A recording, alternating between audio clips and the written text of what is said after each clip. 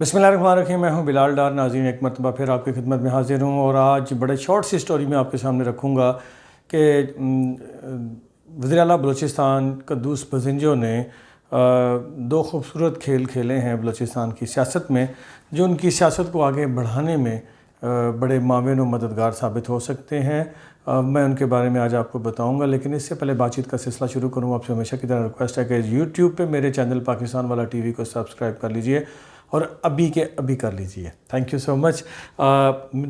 दोस्तों, कुछ सूरत हाल यूँ है कि ज़हूर बुलदी साहब जो कि जाम कमाल ख़ान को हटाने में क़ुद्दूस बज़िंजो के बड़े माविन और मददगार रहे, वो अचानक से नाराज़ हुए और नाराज़गी की वजह आपको सबको मालूम है कि क्या थी। अब मैं उस पर ज़्यादा बात नहीं करना चाहता। तो उन्होंने जाम कमाल के कैंप को जाके ज्वाइन कर लिया था और क़ुद्दूस बज़िंजो की हुकूमत गिराने के लिए उन्होंने बड़ी तकद्दो की और बड़े सख्त बयानात क़ुद्दूस बज़िंजो के हवाले से उन्होंने दिए भी, जिसकी वजह से क़ुद्दूस बज़िंजो साहब के लिए मुश्किलात में इजाफ़ा हो रहा था और जाम कमाल साहब के पास ज़हूर बुलदी का टूट के जाना जाम कमाल कैंप के लिए बड़ी तक़वियत का बायस बन रहा था। लेकिन ख़बर यह है कि जाम कमाल कैंप से एक मरतबा फिर क़ुद्दूस बज़िंजो ज़हूर बुलदी को तोड़ने में कामयाब हो गए, यानी उनको जाकर राज़ी करने में कामयाब हो गए हैं।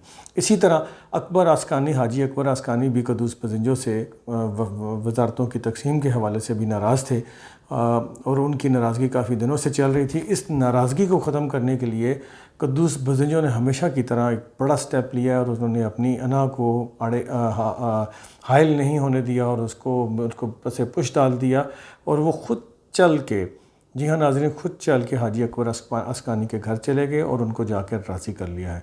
तो अब जाम कमाल कैंप से मज़ीद 2 अफराद कम हो जाएंगे और ये अफराद बाकायदा तौर पर अब क़ुद्दूस बज़िंजो कैंप का हिस्सा बनेंगे और ज़हूर बुलदी साहब को दोबारा से वज़ारत भी दे दी जाएगी।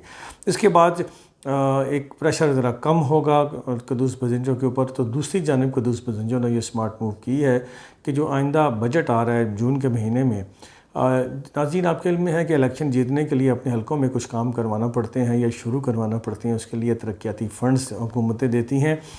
तो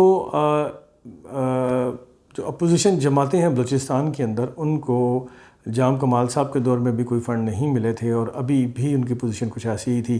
तो अब क़ुद्दूस बज़िंजो साहब ने ये उनसे जो वादा पहले किया था उसके मुताबिक अब जो सालाना PSDP स्कीमें आएंगी जो बजट सेशन में अब आनी हैं, उन PSD स्कीमों के अंदर BNP मैंगल ग्रुप को और इसी तरह JUI को और दीगर जो अपोजिशन की जमातें हैं उनको बड़ा खुल धड़ल्ले से बहुत बड़े तरक्याती मंसूबों के लिए फ़ंड्स दिए जाएंगे जो करोड़ों अरबों रुपए के होंगे और उसके नतीजे में इन जमातों के लोगों के लिए अगला इलेक्शन जीतने में बहुत आसानी पैदा होगी।